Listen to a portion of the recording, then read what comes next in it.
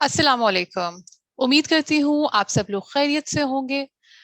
हमारे माशरे में रिवाज है कि अगर किसी भी शख्स की तारीफ करनी हो, उसके बुलंद औसाफ का जिक्र करना हो, तो उसकी जिंदगी में पड़ने वाली मुसीबतों को बड़ी शान से बयान किया जाता है। कि उस पर इस कदर मुसीबतें टूटी और फिर भी उसने सब्र का दामन हाथ से ना छोड़ा, उफ तक ना की, वगैरह वगैरह। इसका मतलब ये हुआ कि हमें मजलूम लोगों से मोहब्बत है। अगर हमें मजलूम लोगों से मोहब्बत है तो हमारे मुआशरे में इस कदर जुल्म क्यों रवा है।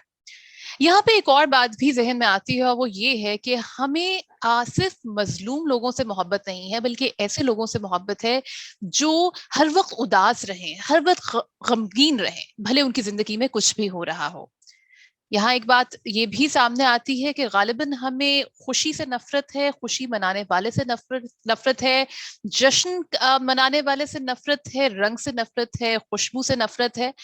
और इस सिलसिले में बात करने के लिए आतिफ तौकीर साहब से बेहतर कौन हो सकता है। जनाब मुमताज शायर हैं और किसी तारुफ के मोहताज नहीं है। हमारी बहुत खुशकिस्मती है कि आज हमारे साथ इस पॉडकास्ट में शामिल हुए। आतिफ तौकीर साहब, आपका बहुत शुक्रिया कि आप इस पॉडकास्ट में आए। आपका बहुत बहुत शुक्रिया कि आपने मदद किया। तमाम सामीन और हाज़रीन को भी आदाब। आतिफ साहब, हम आते हैं इससे पहले कि हम डायरेक्टली उस मौजू पर आए, तो सबसे पहले पहला सवाल ये है कि क्या खुशी एक बुनियादी इंसानी जिबिल्लत है? क्या इंसान हमेशा खुशी की तरफ जाता है? देखिए, खुशी और दुख दोनों ही इंसानी जिबिल्लतें हैं। आप अगर देखें तमाम जानवरों में, तमाम आलम हैवानात में, हत्ता के तमाम आलम निबातात में भी, तो आपको खुशी और दुख के इजहारिये नजर आएंगे। एक खुश पौधा आपको देखने में ही खुश नजर आएगा, एक उदास पौधा आप देखेंगे तो पता चल जाएगा ये पौधा उदास है। उसी तरह जानवर भी इसी तरह है। तमाम तो मेरे ख्याल में खुशी और दुख दोनों बुनियादी, इंसानी नहीं बल्कि तमाम जिंदगी के बुनियादी हयाती रवैये हैं। जहां पर भी जिंदगी होगी, उस जिंदगी के साथ ये दोनों धागे जरूर जुड़े होंगे। बल्कि यूं समझिए कि जिंदगी खुद इस धागे की एक गिरा होगी। ये एक ही असल में धागा है, खुशी और दुख। अगर आप खुश होना नहीं जानते तो आप, इसका मतलब है कि आप दुख भी नहीं मना सकते। दुख का एहसास होता ही उस वक्त है, दुख का इदराक होता ही उस वक्त है जब आप खुशी से वाकिफ हो। अगर आप खुशी से वाकिफ नहीं है तो आपको, आपका दुख भी जाली होगा। आपके जो दुख है उसकी कोई जड़ नहीं होगी। ये आपने एक बड़ी इंटरेस्टिंग बात की, और आपकी ही इस बात से मैं यही चीज सोच रही हूँ कि यानी कि अगर हम खुश नहीं हो सकते तो हम दुखी भी नहीं हो सकते, या क्या इसका मतलब ये है कि अगर हम किसी की खुशी में खुश नहीं हो सकते तो उसका दुख भी नहीं पहचान सकते? ये जरा वजाहत कीजिएगा। एक ही चीज है, देखिए, दो मुतजाद अल्फाज या दो मुतजाद रवैये, वो असल में हमें दिखाई मुख्तलिफ देते हैं। असल में वो मुख्तलिफ हैं नहीं, वो जुड़े हुए हैं। तखरीब तखलीक का ही एक आहंग है।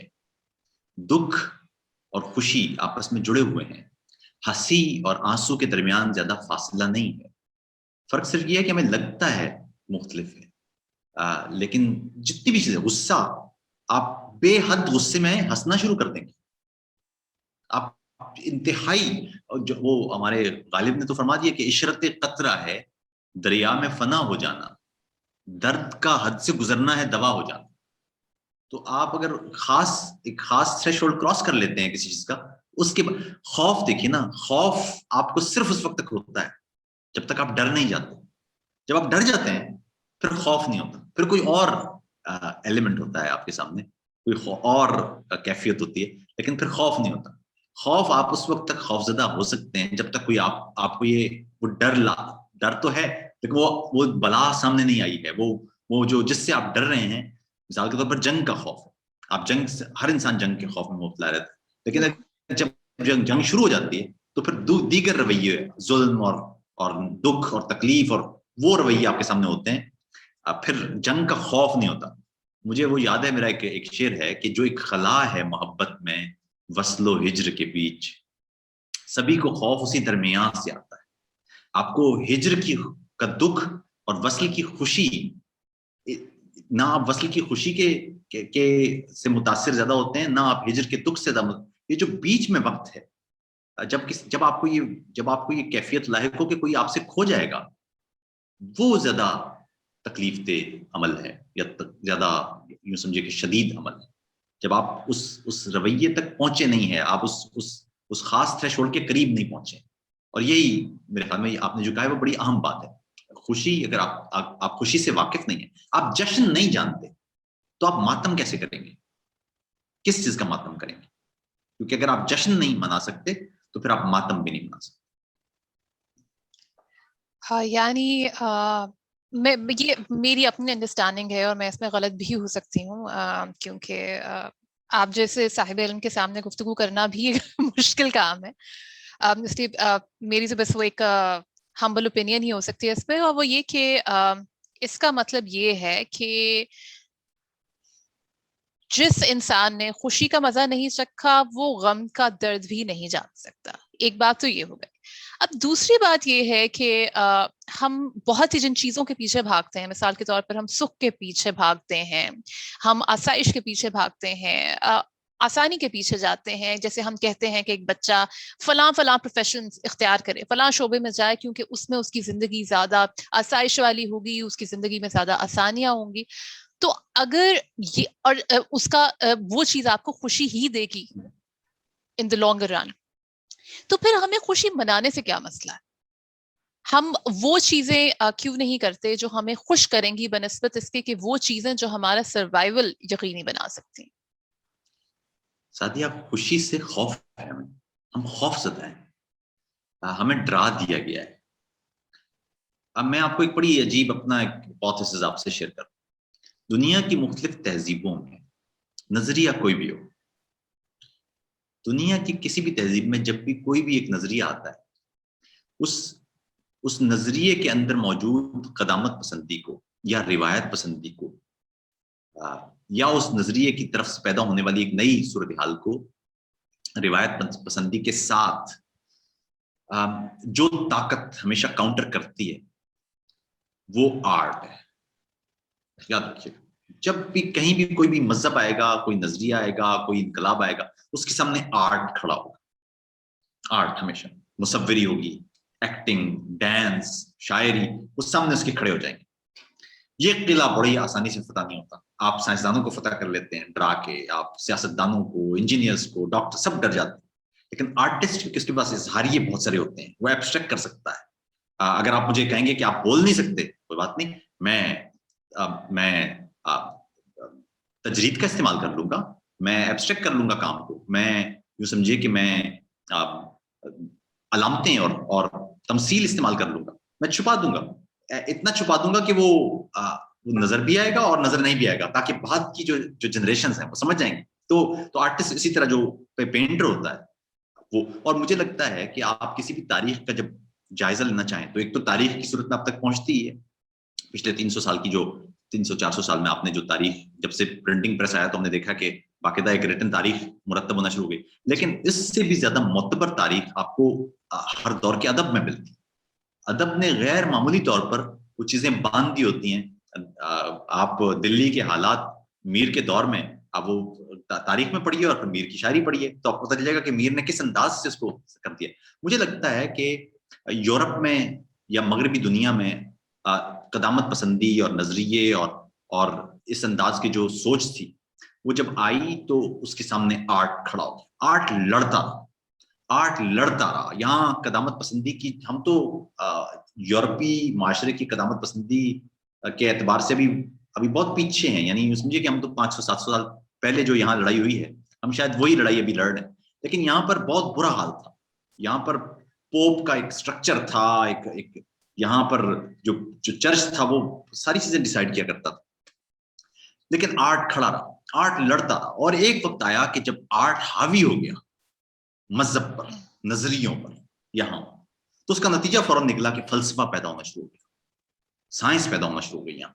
کیونکہ آرٹ کی جیت، یاد رکھیے گا، جب بھی کسی معاشرے میں آرٹ کسی نظریے کے خلاف جیتتا ہے تو اس کا الٹیمیٹ نظریہ رویہ یہ ہوتا ہے یا ایکسپریشن یہ ہوتا ہے کہ لوگ کوسچننگ شروع کر دیتے ہیں. آرٹ لوگوں کو اظہاریت دیتا ہے اور کوسچن کرنے کی صلاحیت دیتا ہے. اگر وہ عام افراد وہ جو اظہاری ہیں ان کا استعمال شروع کر دیں تو اس کا مطلب یہ ہوتا ہے کہ آرٹ جیتا نہ بھی صحیح لیکن حاوی ہو گیا ہے اس نظریے پر۔ ہندوستان میں دیکھیے، ہندوستان میں صدیوں سے نظریے اور آرٹ کی لڑائی ہوتی رہی ہے، اور یہ لڑائی اتنی دیر تک چلتی رہی ہے، اتنی دیر تک، ہزاروں سالوں تک، کہ اور مزے کی بات ہے کہ اس میں نہ آرٹ جیت پایا میرے نظریے کے مطابق، نہ نظریہ جیت پایا، تو نظریہ آرٹ بن گیا اور آرٹ نظریہ بن گیا۔ ہندوستان میں ایسا کوئی آرٹ کا نمونہ نہیں ہوگا جس میں مذہب نہیں پایا جائے گا، اور ایسا کوئی مذہبی ایکسپریشن نہیں ہوگا جس میں آرٹ نہیں ہوگا، تو جڑ گیا۔ ہمارے ہاں شاید لگتا ہے مجھے کہ آرٹ پر نظریہ حاوی آ گیا، ہمارے ہاں شاعری وہ اس کے لیے اب اجازت نہیں رہی ہے، ہمارے یہاں مصوری اس کے لیے بھی اجازت نہیں رہی ہے، ہمارے ہاں رقص اس کے لیے بھی، ہمارے ہاں کہکہی بھی اجازت نہیں ہے۔ آپ اگر زور سے کہکا لگائیں گے تو کہا جائے گا کہ کوئی مذہب کے خلاف کوئی کام ہو گیا، کوئی نظریے کے خلاف کام ہو گیا، آپ کو اس دنیا سے کیا لینا ہے، آپ ہنس کیوں رہے ہیں؟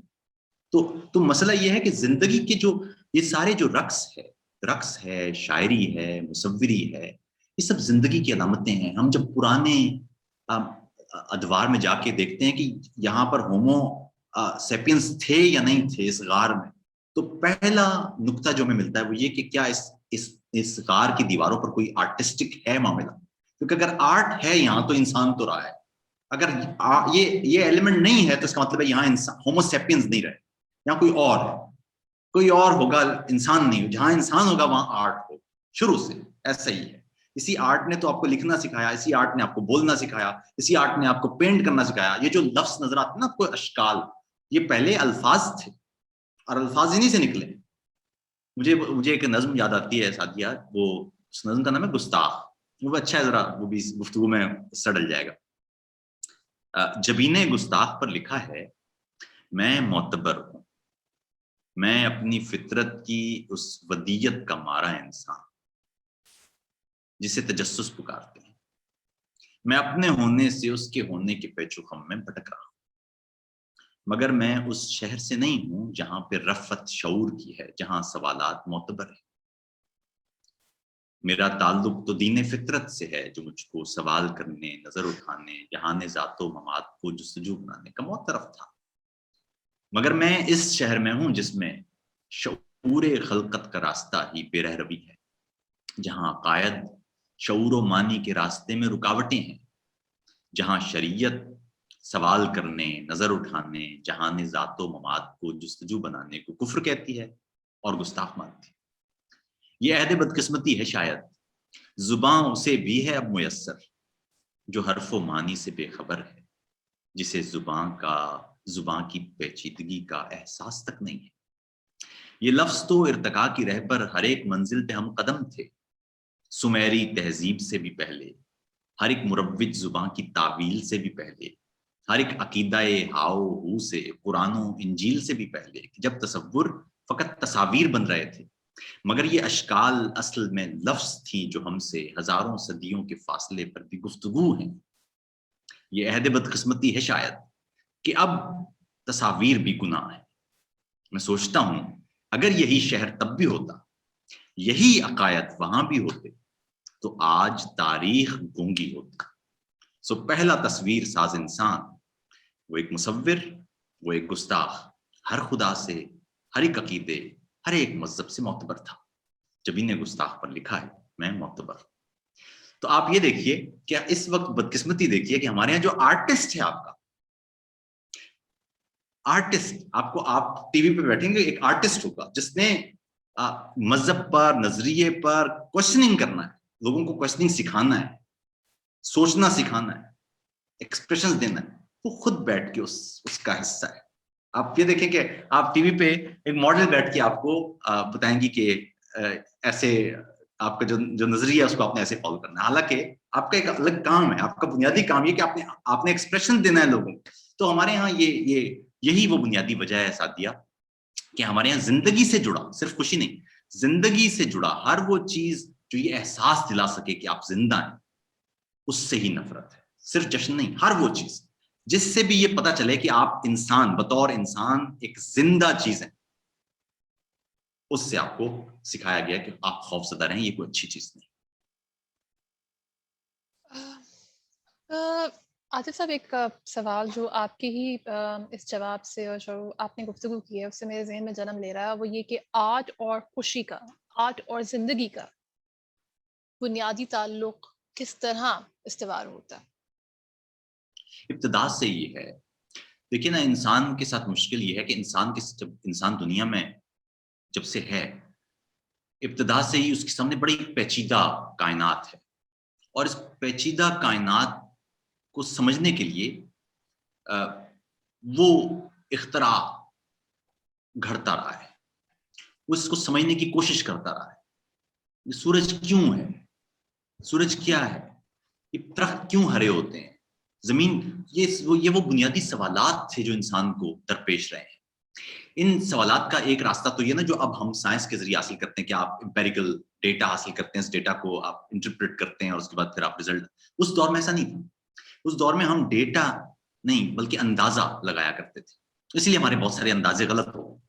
ہم اندازے سے اپنے علم سے کائنات کو سمجھنے کی کوشش کیا کرتے تھے۔ ہمارے یہاں سیانے ہوا کرتے تھے کہ ایک سیانے نے یہ بات کر دی، وہ تو ٹھیک ہے، کوئی امپیریکل ڈیٹا نہیں ہوتا تھا، ابھی تک نہیں ہوتا کئی معاملات میں، لیکن ہمارے آس پاس یہ جتنی بھی چیزیں آپ کو نظر آ رہی ہیں، یہ سب کہانیوں پر مبنی ہے۔ حقیقت جس کو آپ حقیقت کہہ رہے ہیں، وہ بھی بہت بے حد سوالیہ نشانات کے اندر ہے۔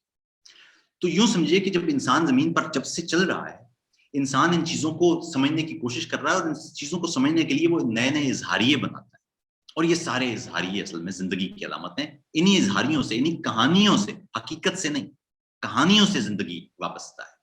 ان کہانیوں، ان رنگوں سے زندگی کو ہم پہچانتے ہیں کہ الگ الگ نہیں۔ اگر آپ زندگی کے اندر سے یہ ساری کہانیاں نکال دیں اور آپ صرف حقیقت کے ساتھ زندہ رہنے کی کوشش کریں، تو آپ یقین کیجئے کہ زندگی خلا ہو جائے گی۔ یہ ساری اب جو یہ ہم اس وقت گفتگو کر رہے ہیں، آپ دنیا کے دوسرے کونے پر ہیں، میں شمال میں ہوں، آپ جنوب میں ہیں، اور ہم گفتگو یہ کہانی کی وجہ سے۔ انٹرنیٹ کیا تھا؟ یہ جو آپ کو حقیقت کہانی کا پرتو ہے، حقیقت اصل میں کہیں نہیں۔ وہ کہتے ہیں نا کہ reality is just a figment of your imagination. تو ایسے ہی ہے میرے خیال میں۔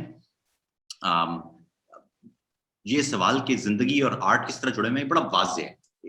اظہاریہ آرٹ کیا ہے؟ آرٹ اصل میں اظہاریہ کا نام۔ آپ جس طرح سے کسی چیز کو اظہار کرتے ہیں، کس طرح سے آپ اس کو ایکسپریس کرتے ہیں۔ تھاٹ اور ایکسپریشن کی ڈیبیٹ بہت پرانی ہے فلسفے کی، وہ کبھی ہم بیٹھیں گے تو وہ مرغی پہلے پیدا ہوئی یا انڈا کی طرح، وہ ایک بڑا مشکل موضوع ہے کہ خیال سپیریئر ہے کہ اظہار سپیریئر، لیکن اس پر کبھی بات کریں گے۔ لیکن اہم بات لیکن یہی ہے کہ زندگی اور آرٹ، یہ ایک، جب سے ہم زندہ ہیں تب سے آرٹسٹ ہیں۔ جب اور مزے کی بات دیکھیے کہ ہم نے خدا کی، دنیا کے تمام مذاہب میں جو خدا کی کوالٹیز ہیں وہ آرٹسٹ کی کوالٹیز ہیں۔ وہ مصور ہے سب سے اچھا، اس سے اچھا سنگیت کار کوئی نہیں ہے، ساری موسیقی اسی کی بنائی ہوئی ہے، اس سے زیادہ رنگوں کو پہچاننے والا نہیں ہے، اس سے اچھا شاعر بھی کوئی نہیں، وہ زبانیں جانتا ہے، وہ گفتگو کر سکتا ہے اچھے انداز۔ تو ہم نے جو ایک آرٹسٹ کی کوالٹیز ہیں وہ خدا میں رکھی ہیں، لیکن ہم اب خود چاہتے ہیں کہ وہ کوالٹیز کہیں انسان کے اندر نہ آ جائیں، کیونکہ اس سے پتہ چلے گا کہ ہم زندہ ہیں، ہم زندہ نہیں ہیں، ہمارا زندگی سے کوئی تعلق نہیں، ہمارا زندگی سے کیا لینا دینا۔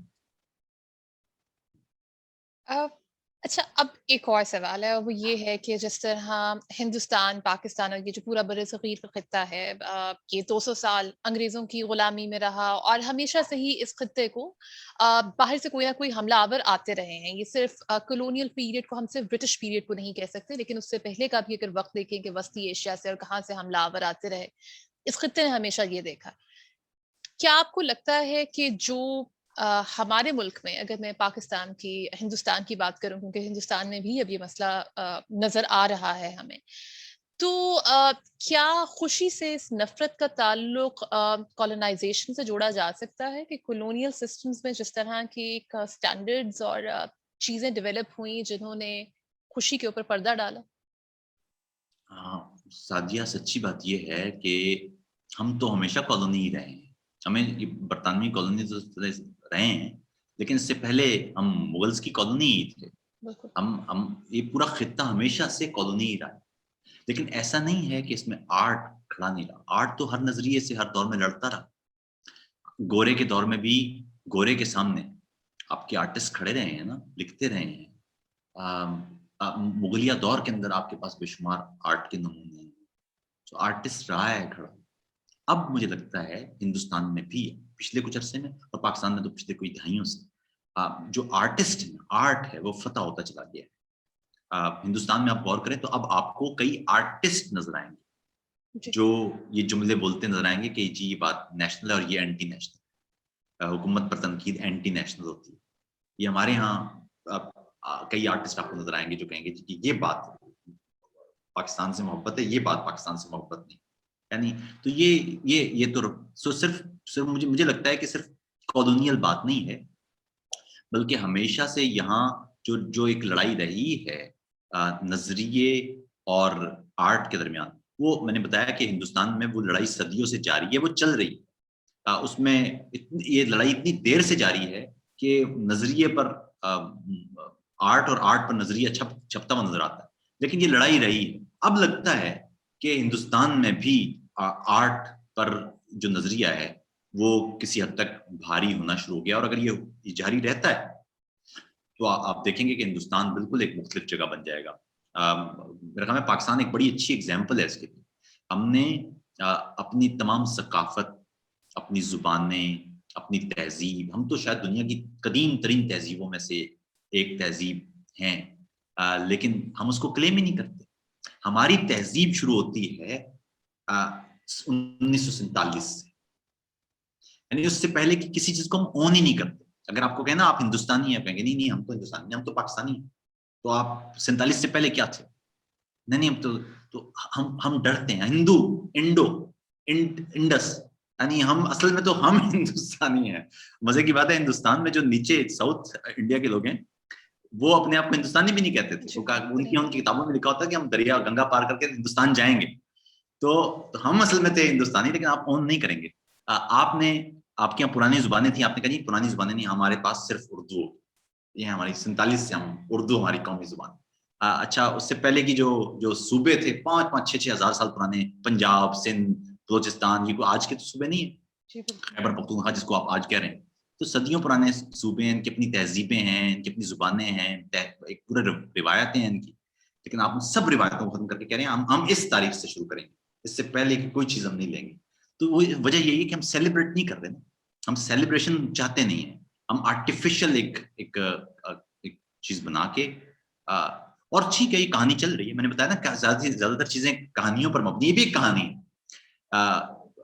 یہ بھی ایک کہانی ہے. آپ کہہ رہے ہیں کہ پرانی کہانی جو 5-6 ہزار سال پرانی کہانی ہے ہم اس کو نہیں جینا چاہتے، ہم یہ نئی کہانی بنا کے جینا چاہتے. ٹھیک ہے جی لیجیے، لیکن اس کی قیمت ہے. اس کی قیمت ہے آپ کو تمام پرانے رنگ، پرانی تمام کی تمام تہذیب سے جڑے اظہاریے، تمام کی تمام شاعری، مصوری، آثار قدیمہ، ان سب کو جھٹلانا پڑے گا. کیونکہ آپ کہہ رہے ہیں کہ ہم آج پیدا ہوئے ہیں، اس سے پہلے ہم تھے ہی نہیں. ہماری تہذیب فلاں تاریخ سے شروع ہوئی ہے، یا ہم جب محمد بن قاسم آیا تھا تو ہم اس سے پہلے تھے ہی، آج سے ہم شروع ہوئے ہیں. تو یہ اگر آپ اس کو ڈس اون کر دیتے ہیں اپنے ماضی کو ڈس اون کرنے کا مطلب یہ ہوتا ہے، آپ نے کبھی سائنس فکشن فلموں میں دیکھا ہوگا کہ اگر آپ جا کے ماضی میں کچھ تبدیلی کر دیں تو آپ کا حال اور مستقبل غائب ہو جاتا ہے. تو ہم نے ماضی غائب کر کے ہم سوچ رہے ہیں کہ ہم حال میں زندہ رہ لیں گے، حالانکہ اگر آپ ماضی اپنا غائب کر دیں گے تو حال اور مستقبل خود بخود غائب ہو جائے گا. اب ایک اور سوال ہے، اور وہ یہ ہے کہ اس رویے کو، اب ظاہری بات ہے کہ جو آپ نے بتایا ہے کہ یہ اب صدیوں پرانی جنگ ہے جو نظریے اور آرٹ کی چلی آ رہی ہے، اور کیونکہ یہ خطہ ہمیشہ سے ہی ایک کالونی رہا ہے، کبھی وہ انگریزوں کی کالونی تھا اور کبھی وہ مغلوں کی کالونی تھا اور اس سے پہلے کسی اور کی کالونی. تو یہ باتیں تو اور وقت کے ساتھ ساتھ اس چیز میں ظاہری بات ہے زیادہ بگاڑ آتا جا رہا ہے، وقت کے ساتھ ساتھ نظریہ آرٹ پر حاوی ہوتا جا رہا ہے. لیکن آنے والی نسلوں کو اس چیز سے بچانے کے لیے، ان کو ایک بہتر مستقبل دینے کے لیے کیا کرنا چاہیے؟ اپنی لڑائی جاری رکھنا چاہیے.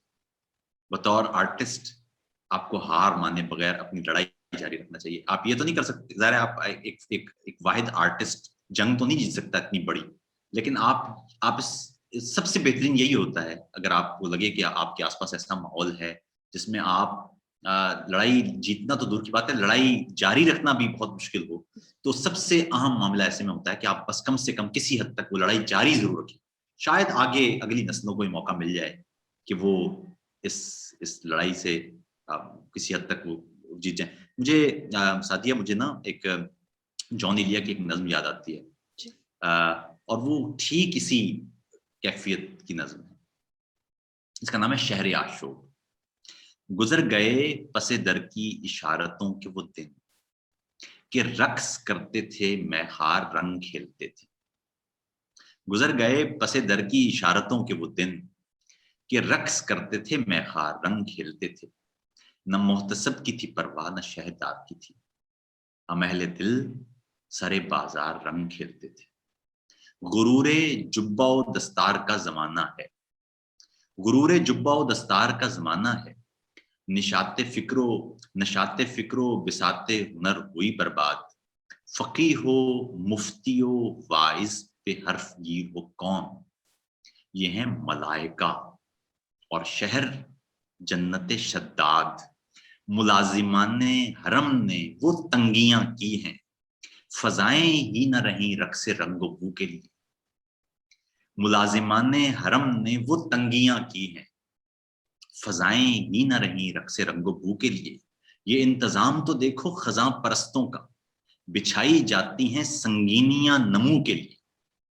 یہ انتظام تو دیکھو خزاں پرستوں کا، بچھائی جاتی ہیں رنگینیاں نمو کے لیے. اسی ہوس میں ہے ہر دم یہ دشمنان جمال، اسی ہوس میں ہے ہر دم یہ دشمنان جمال.